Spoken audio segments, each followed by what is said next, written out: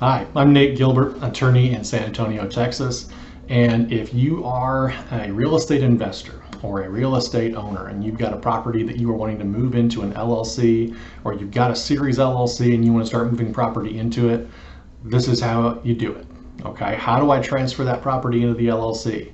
You're going to use a warranty deed. Okay, don't use a quitclaim deed. No attorney's going to recommend those. They get very popular sometimes. People just want to make quick transfers of things, but later down the road, you're going to regret that. Title work is always going to require warranty deeds. They're going to make you go back and redo it and give a warranty deed.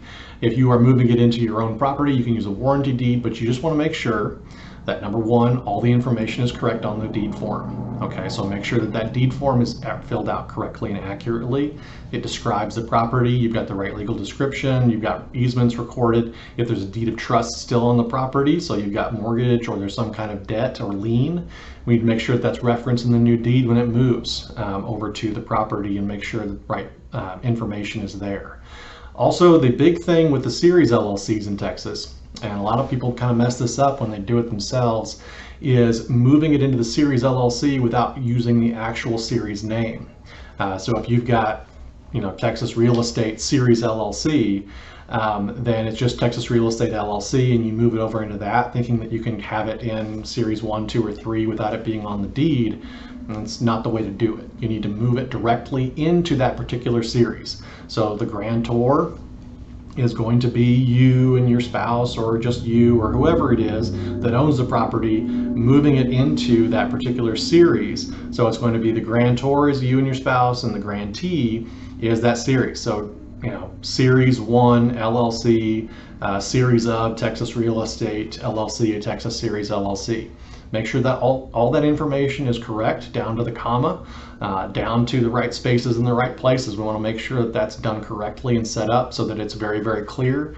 This is held by a series LLC or a series of a series LLC, and not just the series LLC itself. So that's a very, very big deal. Now, I've gone through other videos that talk about the requirements of a Texas deed.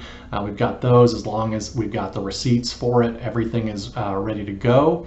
That's how you do it. You just transfer that property right over. We record it with the recorder in the state, or in the county, excuse me, and then that property is in the LLC for all the public to see.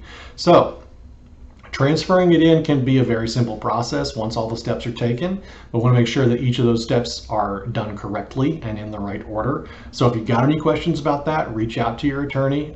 Spending a little bit of money to get that done correctly now will save you all kinds of headaches later on. So it's definitely worth it, and I try to help my clients with that as much as possible.